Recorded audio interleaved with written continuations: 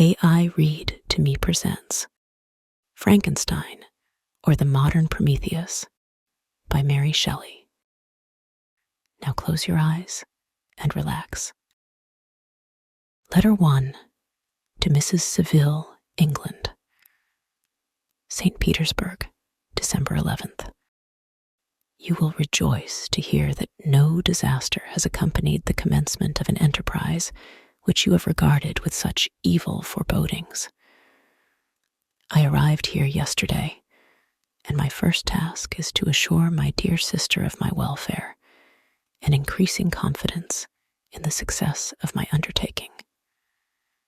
I am already far north of London, and as I walk in the streets of Petersburg, I feel a cold northern breeze play upon my cheeks, which braces my nerves and fills me with delight. Do you understand this feeling? This breeze, which has traveled from the regions towards which I am advancing, gives me a foretaste of those icy climes. Inspirited by this wind of promise, my daydreams become more fervent and vivid. I try in vain to be persuaded that the pole is the seat of frost and desolation. It ever presents itself to my imagination as the region of beauty and delight. There, Margaret, the sun is forever visible, its broad disk just skirting the horizon and diffusing a perpetual splendor. There, for with your leave, my sister, I will put some trust in preceding navigators.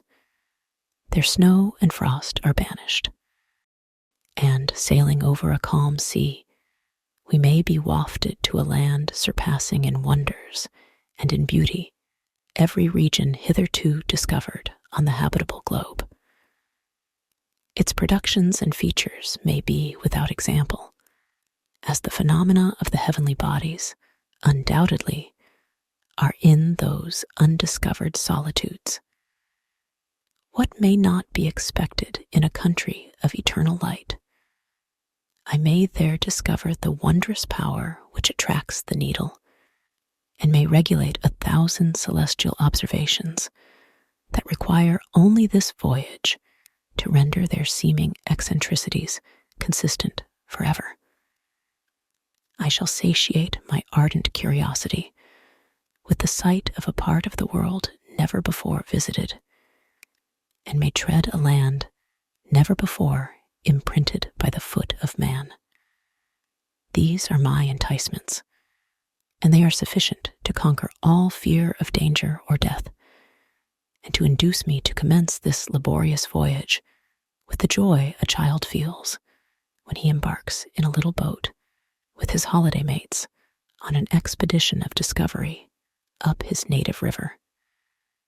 But supposing all these conjectures to be false, you cannot contest the inestimable benefit which I shall confer on all mankind to the last generation by discovering a passage near the pole to those countries, to reach which at present so many months are requisite, or by ascertaining the secret of the magnet, which, if at all possible, can only be effected by an undertaking such as mine. These reflections have dispelled the agitation with which I began my letter, and I feel my heart glow with an enthusiasm which elevates me to heaven, for nothing contributes so much to tranquilize the mind as a steady purpose, a point on which the soul may fix its intellectual eye. This expedition has been the favorite dream of my early years. I have read with ardor the accounts of the various voyages which have been made in the prospect of arriving at the North Pacific Ocean through the seas which surround the pole. You may remember that a history of all the voyages made for purposes of discovery composed the whole of our good Uncle Thomas's library. My education was neglected, yet I was passionately fond of reading. These volumes were my study day and night, and my familiarity with them increased that regret which I had felt as a child, on learning that my father's dying injunction had forbidden my uncle to allow me to embark in a seafaring life. These visions faded when I perused, for the first time, those poets whose effusions entranced my soul and lifted it to heaven. I also became a poet, and for 1 year lived in a paradise of my own creation. I imagined that I also might obtain a niche in the temple where the names of Homer and Shakespeare are consecrated. You are well acquainted with my failure and how heavily I bore the disappointment. But just at that time, I inherited the fortune of my cousin, and my thoughts were turned into the channel of their earlier bent. 6 years have passed since I resolved on my present undertaking. I can, even now, remember the hour from which I dedicated myself to this great enterprise. I commenced by inuring my body to hardship. I accompanied the whale fishers on several expeditions to the North Sea. I voluntarily endured cold, famine, thirst, and want of sleep. I often worked harder than the common sailors during the day, and devoted my nights to the study of mathematics, the theory of medicine, and those branches of physical science from which a naval adventurer might derive the greatest practical advantage. Twice, I actually hired myself as an undermate in a Greenland whaler, and acquitted myself to admiration. I must own I felt a little proud when my captain offered me the second dignity in the vessel, and entreated me to remain with the greatest earnestness. So valuable did he consider my services. And now, dear Margaret, do I not deserve to accomplish some great purpose? My life might have been passed in ease and luxury, but I preferred glory to every enticement that wealth placed in my path. Oh, that some encouraging voice would answer in the affirmative.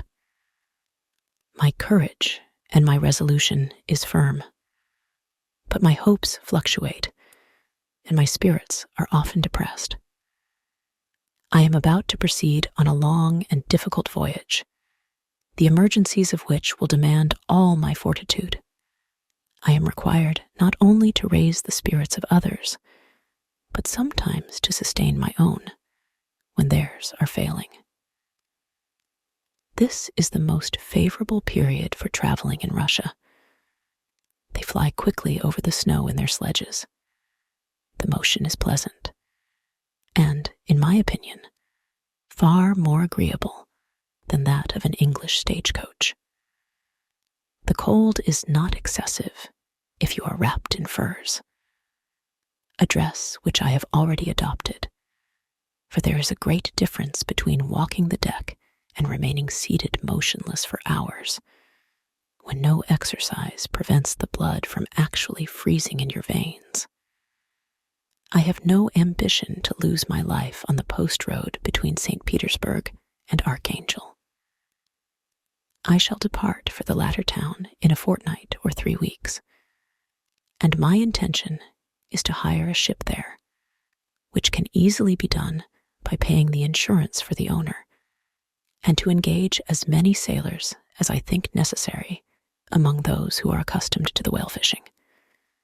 I do not intend to sail until the month of June. And when shall I return? Ah, dear sister, how can I answer this question? If I succeed, many, many months, perhaps years, will pass before you, and I may meet. If I fail, you will see me again soon, or never. Farewell, my dear, excellent Margaret. Heaven shower down blessings on you, and save me, that I may again and again testify my gratitude for all your love and kindness. Your affectionate brother, R. Walton. Letter 2. To Mrs. Saville, England. Archangel, the 28th of March. How slowly the time passes here, encompassed as I am by frost and snow. Yet a second step is taken towards my enterprise. I have hired a vessel and am occupied in collecting my sailors.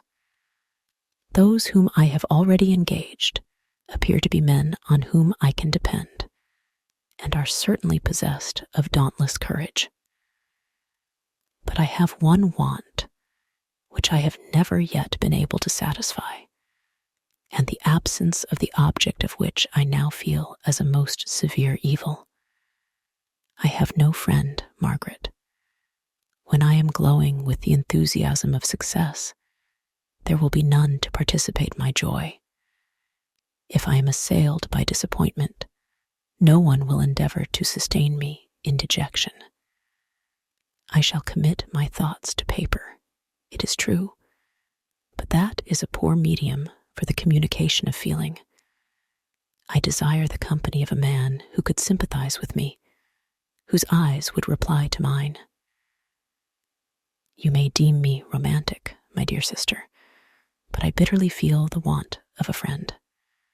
I have no one near me, gentle yet courageous, possessed of a cultivated as well as of a capacious mind, whose tastes are like my own, to approve or amend my plans.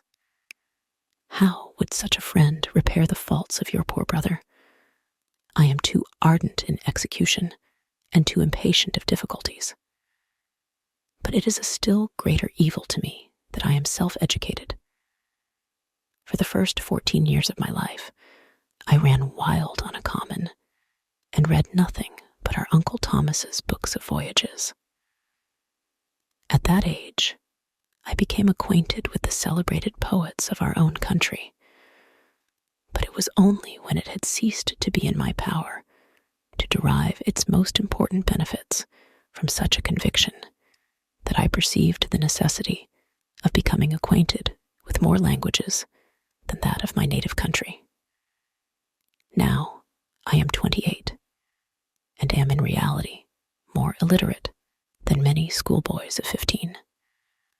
It is true that I have thought more, and that my daydreams are more extended and magnificent, but they want, as the painters call it, keeping.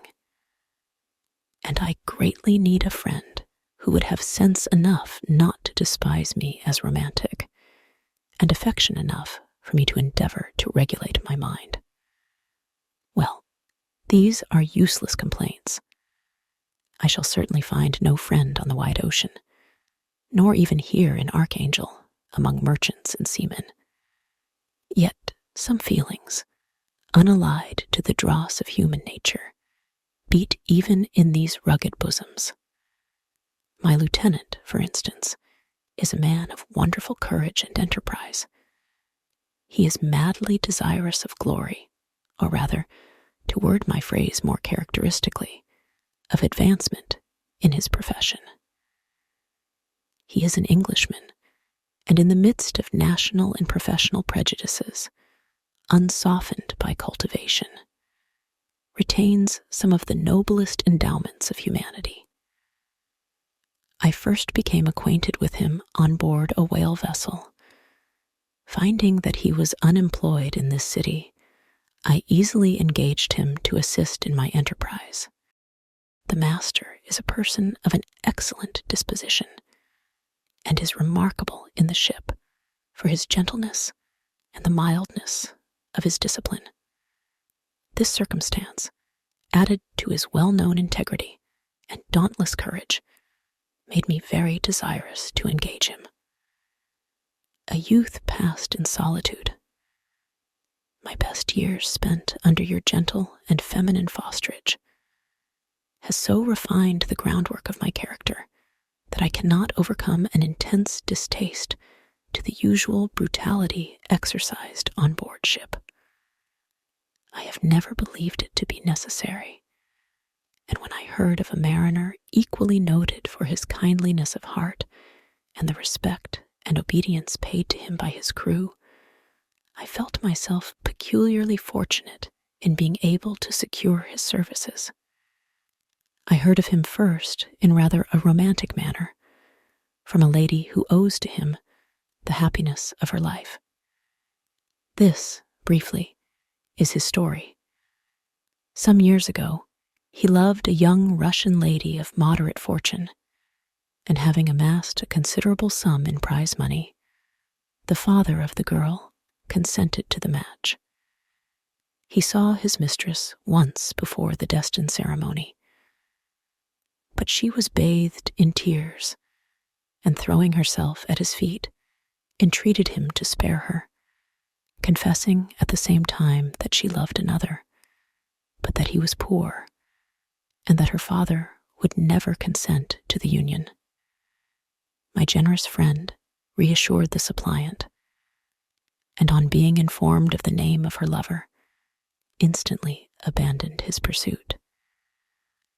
He had already bought a farm with his money, on which he had designed to pass the remainder of his life, but he bestowed the whole on his rival, together with the remains of his prize money to purchase stock, and then himself solicited the young woman's father to consent to her marriage with her lover.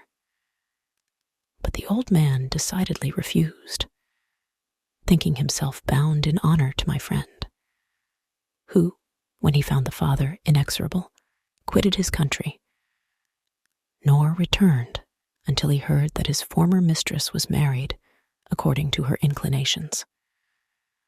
What a noble fellow, you will exclaim. He is so, but then he is wholly uneducated. He is as silent as a Turk, and a kind of ignorant carelessness attends him, which, while it renders his conduct the more astonishing, detracts from the interest and sympathy which otherwise he would command. Yet do not suppose, because I complain a little, or because I can conceive a consolation for my toils, which I may never know, that I am wavering in my resolutions. Those are as fixed as fate, and my voyage is only now delayed until the weather shall permit my embarkation. The winter has been dreadfully severe, but the spring promises well, and it is considered as a remarkably early season, so that perhaps I may sail sooner than I expected. I shall do nothing rashly.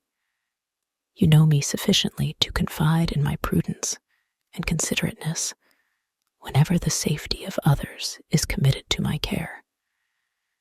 I cannot describe to you my sensations on the near prospect of my undertaking.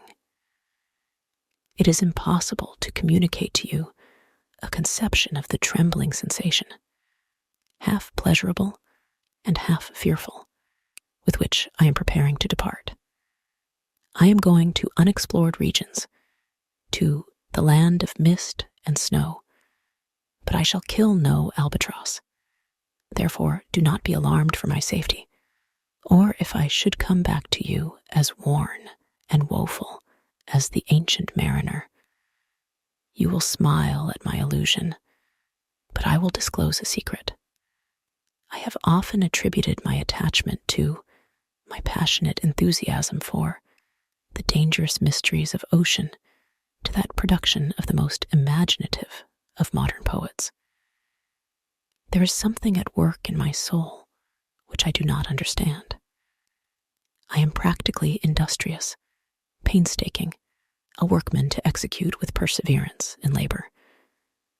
But besides this, there is a love for the marvelous, a belief in the marvelous, intertwined in all my projects, which hurries me out of the common pathways of men, even to the wild sea and unvisited regions I am about to explore.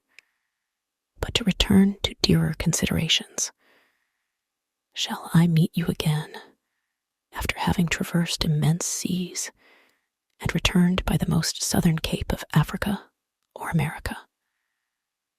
I dare not expect such success, yet I cannot bear to look on the reverse of the picture.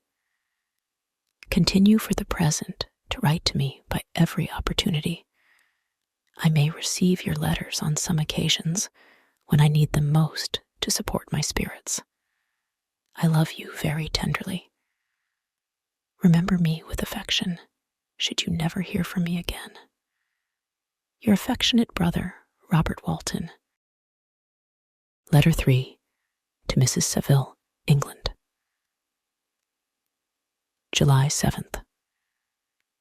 My dear sister, I write a few lines in haste to say that I am safe and well advanced on my voyage. This letter will reach England by a merchantman now on its homeward voyage from Archangel, more fortunate than I, who may not see my native land, perhaps, for many years. I am, however, in good spirits. My men are bold and apparently firm of purpose, nor do the floating sheets of ice that continually pass us, indicating the dangers of the region towards which we are advancing, appear to dismay them. We have already reached a very high latitude, but it is the height of summer, and although not so warm as in England, the southern gales, which blow us speedily towards those shores which I so ardently desire to attain, breathe a degree of renovating warmth which I had not expected. No incidents have hitherto befallen us that would make a figure in a letter. 1 or 2 stiff gales and the springing of a leak are accidents which experienced navigators scarcely remember to record, and I shall be well content if nothing worse happen to us during our voyage. Adieu, my dear Margaret. Be assured that for my own sake, as well as yours, I will not rashly encounter danger. I will be cool, persevering, and prudent. But success shall crown my endeavors, wherefore not. Thus far I have gone, tracing a secure way over the pathless seas, the very stars themselves being witnesses and testimonies of my triumph. Why not still proceed over the untamed yet obedient element? What can stop the determined heart and resolved will of man? My swelling heart involuntarily pours itself out thus, but I must finish. Heaven bless my beloved sister, R.W. This concludes this reading of Frankenstein, or The Modern Prometheus, by Mary Shelley.